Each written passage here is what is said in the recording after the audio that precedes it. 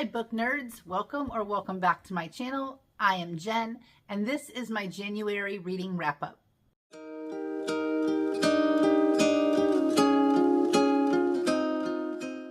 January was a phenomenal reading month.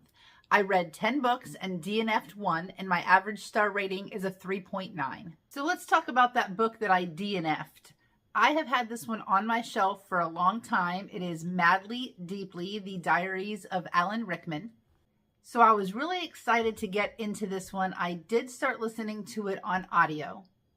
I only got 10% into the book before I decided to DNF it. This book is literally his diary, his day-to-day. January 28th, I ate a strawberry salad on the balcony type of thing. And the more I listened, the more bored that I got. Now, I think that if I would have listened far enough to the time period where he started filming Harry Potter, there may have been some interesting things for me to listen to. But because Alan Rickman as Snape is the only thing that I'm familiar with him as, the rest of the surrounding diaries just didn't grab my attention, so I decided to DNF it. Let's talk about the physical books that I read.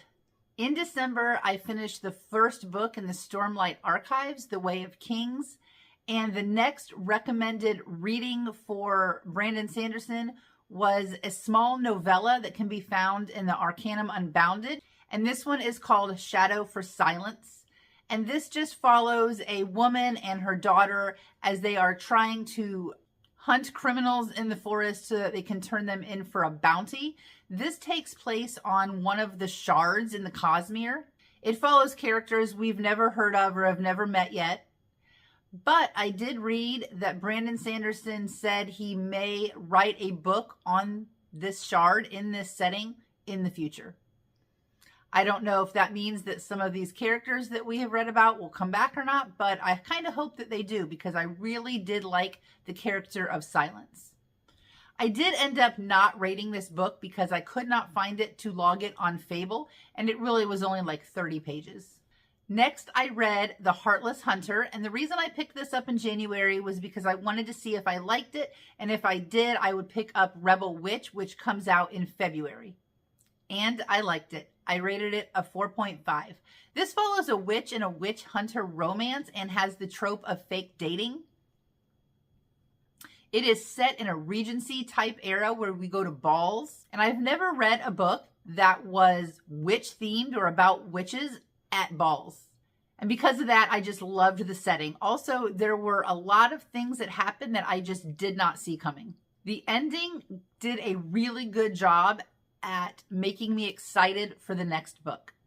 Towards the beginning of the book, I wasn't so sure. But by the end of the book, I cannot wait to get my hands on Rebel Witch. I did drop it half a star because I was not totally sold on Rune and Gideon as a couple.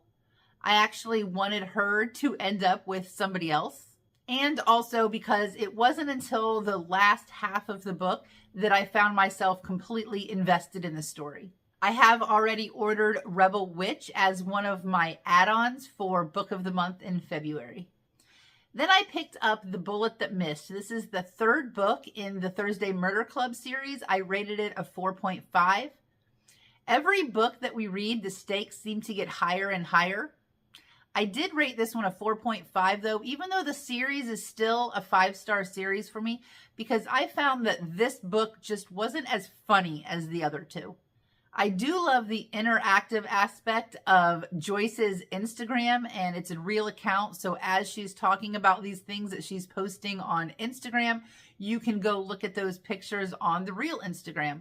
And I love that she posted a picture of her dog, Alan, because before that, I did not know how to picture him.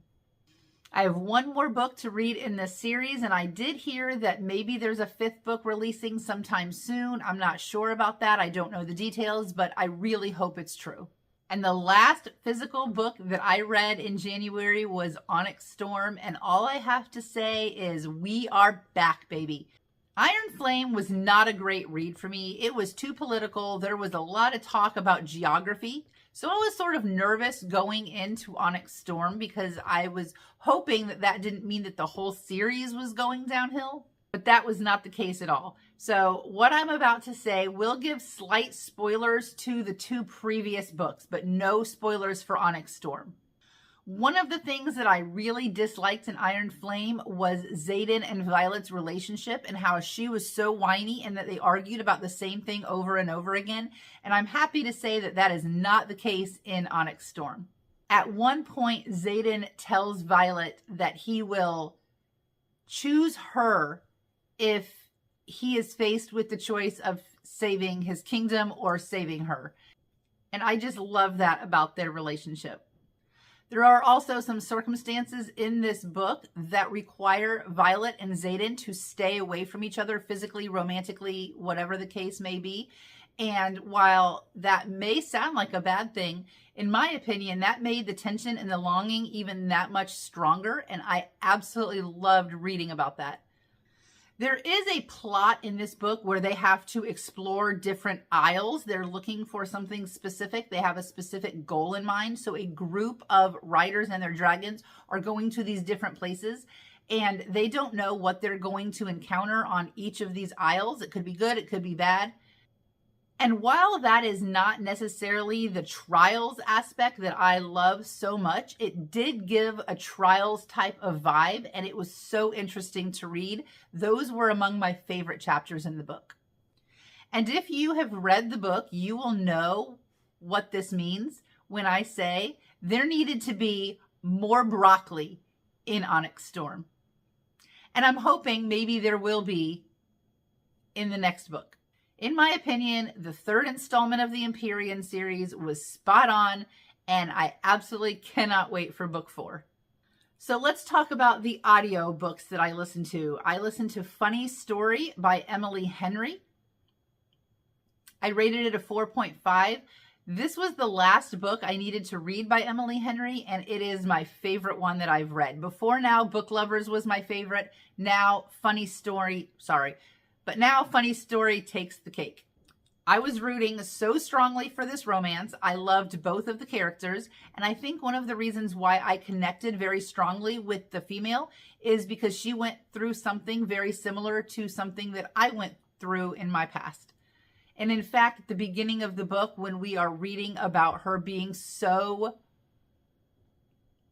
hurtfully dropped from the relationship that she had with her fiance, that resonated with me. That brought up all the feelings. That is not something that you just get over when 15 years has passed. I was so angry when I was listening to that chapter.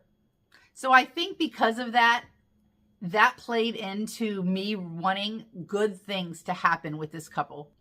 I did drop it half a star just because I did not get the 5-star vibe from it. Something I'm trying to do in 2025 is to be a little bit more stingy with my 5-star ratings. And I feel like a big part of a 5-star rating is just the feeling and the vibe that you get when you're reading the book. The next book I listened to on audio was Never Lie by Frida McFadden, and I rated that a 3.5. Before reading this book, I read the synopsis, and I thought it sounded so interesting and so unique. And it's one that I have been wanting to read for a while just because of that reason. But I found that the narrator was not just unreliable. She was so unreliable that looking back to the beginning of the book and the beginning of the story, there were some things that she did and said that did not make sense. That's all I can say without giving you a spoiler, but I just did not feel that after we got this big reveal, the stuff that happened at the beginning of the book really did not make sense. I did guess sort of what was going to happen pretty early on, although I didn't peg down the details exactly.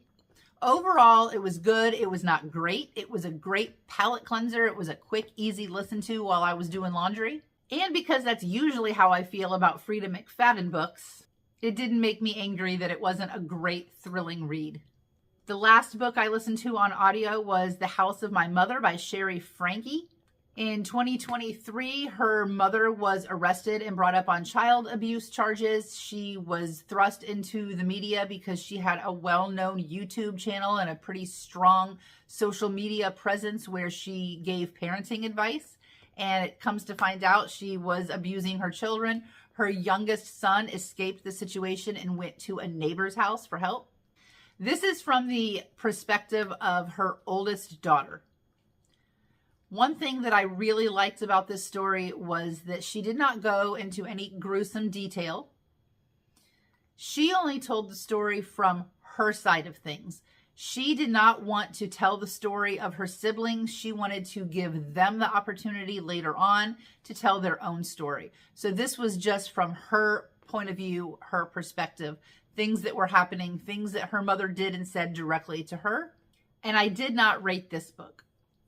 I just felt like this was such a raw story for her to tell, and I didn't feel right giving it a rating. And let's move on to the books that I read on Kindle. I read an ARC copy that I received from NetGalley. So thank you, NetGalley. And it is from one of my favorite authors. Neal Shusterman has a new book coming out in February. I think it's February 4th, and it's called All Better Now. And the premise of this story is this is after COVID. So everybody is familiar with lockdowns, vaccines, masks, all of that stuff. But now there's a new virus. And if you survive this virus, it leaves you happy. It leaves you content. And to me, that is such an interesting concept. We dig into multiple POVs, and in Neal Shusterman fashion, all these different multiple POVs that we are reading, they come together at the end of the book. They make one cohesive story, and I love that about his writing. I think that this book would make an absolute banger of a book club discussion. This book needs to be read in a group, as a group setting, so that we can talk about it. There is so much discussion that can be had around this book. In this book, we see how this virus affects economy, government. We see individuals who are desperately trying to find a cure. We also follow individuals who are desperately trying to give this virus to everybody because they feel like that everybody needs to experience this feeling of just complete joy and happiness and contentment. With the exception of one line, I feel like this book would be great for middle school on up through adult. And like I said before, this book and this story can open the door for so much discussion. And I think that that is the biggest takeaway and the biggest positive of this book. And I don't know if I said this before, but I rated it a 3.75. I think that rating had to do with me comparing this book to two other series of Neal Shusterman that I liked better and that I thought had a better story and better writing. At the very beginning of the month, I read Level Up, a fandom romance novel. This is on KU, and I rated it a 3.75.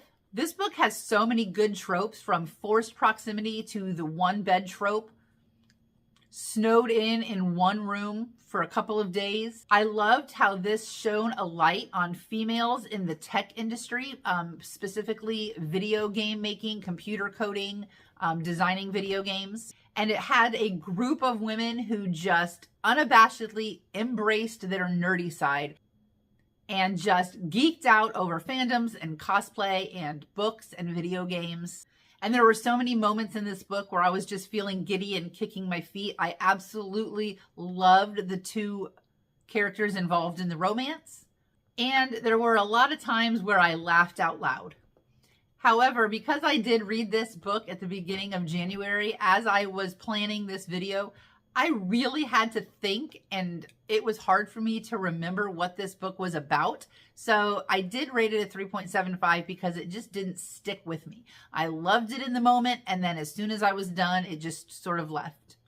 The last book I read for January was on KU also. I read this for a book club that I was running over on the Facebook group Bookmark Baddies, and this was Quicksilver by Callie Hart. I rated it a 3. My biggest thought, my biggest question during the reading of this and after the reading of this, sorry, my dogs are knocking into the tripod. Sorry about that. So my biggest thought, my biggest question as I was reading this and when I was done reading this was, did Sarah J. Maas ruin romantasy for me? I was heavily influenced to pick this book up. This is not something that I just looked at and said, I need to read that book, except for the fact that it did have a very beautiful, eye-catching cover. The reason that I did put this as a choice for my book club to vote on was because I have been seeing it everywhere, and I sort of just wanted to, didn't want to miss out on the hype. I was worried about FOMO. Most people in my book club rated this a 5, and they absolutely loved it. But I have a lot to compare it to, and it just didn't stand up to a lot of other really strong romanticises that I've read. I did like that it had such a unique concept, and the end of the book left a lot open for future books. Right after I was done reading this, they announced that the second book will be called Brimstone. We don't have a cover reveal at this time, but it will be released on November 18th of this year. And I will be picking it up. Even though I rated this a 3-star, the end of the book left so many questions and so many things that I am interested in seeing being carried out. It started out very slow. I do have a vlog review video on my channel if you're interested in some more in-depth thoughts. The very beginning of the book started out slow. I really did not like the setting. The middle of the book got pretty high. I really, really liked it. I was thinking that this might be a 5-star read, but then towards the end it dipped. One thing about this book that is very unique compared to other books that I have read that were similar was most of the world building happened at the end of the book. But I think that was a good thing because that is one of the things that made me most interested in picking up the next book. Thinking back on it, I almost like some of the side characters better than the main characters. There is a character called Carry On, and I cannot tell you what I liked about him because I don't want to spoil anything, but he is one of my favorite characters. There is a cute, fuzzy little fox named Onyx, and now it makes me want to have a pet fox. There is a very Viking-inspired character named Ren, and oh my gosh, I love Ren. I've been looking up fan art of the characters in this book, and they are all spot on. And with these side characters, there are some funny little moments that happen. And when we were talking about this in our book club, most people's favorite parts were these little tiny funny instances that happened that really did not have anything to do with the plot. It was just something that the character did or said, and that is what we talked about a lot. That was what made us the most happy in this book. I would definitely recommend this book to somebody who was wanting to dip their toes into romantasy, but I would definitely give the warning to people who are pretty versed in romantasy that this is not Sarah J. Maas level. This is not A Court of Thorns and Roses level. Kingfisher is not Rhysand level. But I do need to let you know, I do need to remind you, this is just my opinion. Like I said, a lot of people in my book club have ranked Kingfisher as the #1 shadow daddy, above Azriel, above Rhysand, above Xaden. So maybe you just need to read it and find out for yourself. After January, my physical 2024 TBR, which is all the books that I had left on my physical TBR at the end of 2024, I started it out at 85. It is now at 83. So I didn't make quite as big of a dent in that in January as I wanted. And I did add 10 books to my 2025 physical TBR. I do not expect to add this many books to my 2025 physical TBR every month, but I had some leftover gift cards that were rolling over from Christmas. So I did take a Barnes & Noble trip, and I used the gift cards, and I used the rewards, and I purchased House of Frank, I'm Afraid You've Got Dragons, The Last Bookstore on Earth, The Royal Heirs Academy, How to Become a Dark Lord or Die Trying, and The Tainted Cup. I received Spark of the Everflame and Dating and Dismemberment as some late gifts that came in from Christmas. I purchased Matthew McConaughey's memoir Greenlight on a live auction app called Whatnot, and I only spent $1 on that. And then I did pick up Bonesmith at my local Goodwill for $4. So I think that even though I have 10 new books on my 2025 TBR, I really didn't spend that much money. That makes me feel better. I don't know if that's just girl mathing it or not, but it is what it is. And an update on my bingo board, my 25 and 25 bingo board that 4 Paws and a Book set up. I will have her link down below. I covered up 3 squares on the bingo board. For the one-word title, I used Quicksilver. A new to you author, I used Kristen Cicerelli for The Heartless Hunter. And for a hyped book, I picked Onyx Storm. So this is my little updated bingo board. Pretty sure I'll be able to cover the whole board this year. I would love to know what you read and loved or hated in January. As always, I appreciate your likes, your comments, your subscribes. And until next time, happy reading.